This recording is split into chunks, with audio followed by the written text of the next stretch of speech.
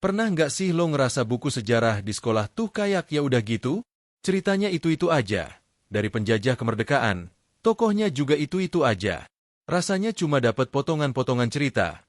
Nggak utuh gitu kan? Serius deh, kayak cuma dengerin trailer film, tapi nggak pernah nonton filmnya sampai habis. Rasanya kayak ada banyak missing parts yang bikin kita nggak bener-bener paham kenapa dan gimana sih dulu bisa begitu. Nah, ternyata pemerintah juga ngerasa gitu bro. Makanya, di 2025 ini ada proyek gila yang mungkin bakal bikin kita ngelihat masa lalu bangsa beda banget. Proyek nulis ulang sejarah nasional. Ini langkah berani biar cerita Indonesia beneran jadi cerita kita, dari sudut pandang kita sendiri. Asli, ini bukan sekadar ganti sampul buku, tapi beneran merombak isinya biar lebih valid dan nggak berat sebelah. Intinya, mereka pengen kita punya cerita sejarah yang lebih jujur, lengkap, dan bikin kita bangga. Kenapa sejarah lama udah nggak relate? Bayangin aja. Dulu, sejarawan yang nulis-nulis awal tentang Indonesia itu kebanyakan orang Belanda. Jadi, mereka nulisnya dari kacamata mereka, buat kepentingan mereka. Makanya banyak cerita yang timpang dan nggak adil. Mereka seolah-olah pengen kita lihat sejarah dari sudut pandang pemenang, di mana mereka terlihat paling beradab dan kita yang perlu ditertibkan. Makanya, narasi sejarah kita jadi kayak hasil potong-potongan yang disengaja. Misalnya nih, kita kenal agresi militer, kan? Buat kita, itu serangan. Tapi di versi Belanda, mereka nyebutnya politionele actie alias aksi kepolisian. Kan aneh, kayak cuma nangkap penjahat doang. Sengaja banget biar perjuangan kita kelihatan remeh dan mereka kayak pahlawan yang menertibkan kita. Parah kan? Istilah ini juga bikin dunia internasional bingung. Seolah-olah yang terjadi di Indonesia cuma konflik internal biasa, padahal itu invasi besar-besaran. Belum lagi kisah-kisah heroik di luar Jawa, dari Sumatera, Kalimantan, sampai Papua, atau peran-peran cewek pejuang yang sering nggak disebut. Padahal perjuangan mereka itu nggak kalah keren. Coba deh, kita cuma kenal Kat Nyakdin, padahal ada banyak loh pejuang perempuan lain yang perannya vital di medan perang atau di balik layar politik, seperti Fatmawati dengan perannya di balik bendera pusaka. Sejarah kita juga berhenti di era SBY. Jadi banyak banget part yang hilang. Hiks. Kayak buku yang halamannya robek-robek gitu deh. Akibatnya, kita cuma tahu sejarah besar di Jakarta. Padahal di tiap daerah ada pahlawan dan cerita yang gak kalah penting. Misi Gede 113 Sejarawan. Buat ngisi kekosongan itu, Kementerian Kebudayaan ngajak 113 sejarawan top buat gabung di misi suci ini. Mereka disuruh ngorek-ngorek lagi semua arsip, dokumen, sampai ketemu saksi sejarah biar ceritanya lebih lengkap dan objektif. Pokoknya mereka pengen dapat data yang sedetail mungkin dari berbagai sumber. Tim sejarawan ini nggak cuma duduk manis di perpustakaan, tapi juga turun ke lapangan, ngobrol sama tetua adat, dan nyari dokumen-dokumen lama di luar negeri. Ini beneran proyek kolaborasi yang gede banget.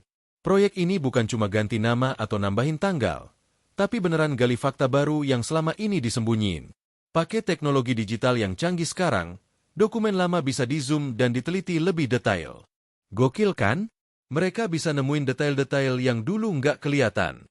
Beberapa hal penting yang mereka kerjain. Ngerombak istilah yang nggak netral. Kayak Orde Lama. Mereka mau ganti istilah yang lebih pas. Biar nggak terkesan meremehkan dan lebih adil buat semua pihak yang terlibat. Mereka pengen setiap istilah punya makna yang lebih netral. Nggak cuma dari satu sudut pandang aja. Misalnya, mereka juga meninjau ulang bagaimana tokoh-tokoh tertentu dilabeli di masa lalu. Ngasih panggung buat kisah terlupakan. Ini sih keren. Mereka bakal fokus ke cerita-cerita dari pelosok, peran suku-suku yang gak banyak disebut, dan kontribusi cewek-cewek pejuang yang badas. Contohnya, ada banyak banget loh pejuang perempuan yang perannya vital tapi jarang masuk buku sejarah. Mereka bakal coba angkat cerita-cerita ini biar generasi muda tahu. Mereka juga menggali kisah-kisah perlawanan di Aceh yang berbeda dengan di Jawa, atau bagaimana peran kerajaan-kerajaan kecil di Maluku yang punya pengaruh besar di jalur perdagangan rempah dunia.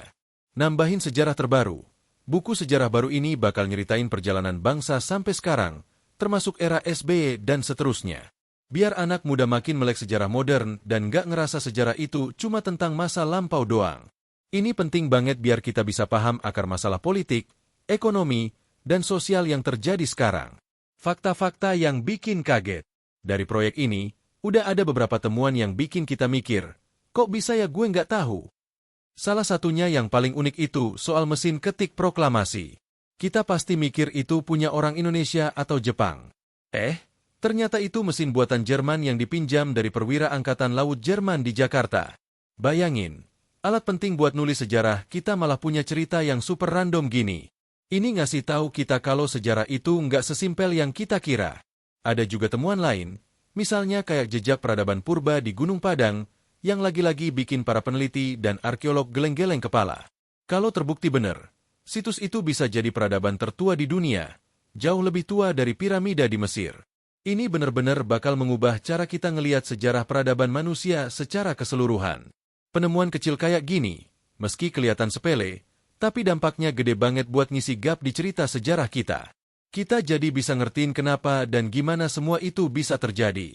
Setiap detail kecil punya makna. Penting nggak sih buat masa depan? Jelas penting dong. Nulis ulang sejarah ini bukan cuma buat sejarawan. Ini langkah gede buat bikin identitas bangsa kita makin kuat. Kalau kita punya cerita yang utuh dan jujur, kita jadi makin bangga sama perjuangan nenek moyang. Kita bisa belajar dari kesalahan dan bikin masa depan yang lebih baik. Intinya, proyek ini tuh ngajak kita balikin cerita sejarah kita ke tangan kita sendiri. Let's go! Jangan sampai ada lagi yang merasa sejarah kita cuma sebatas buku yang membosankan. Sejarah itu hidup, dan sekarang saatnya kita bikin dia jadi lebih hidup dari sebelumnya.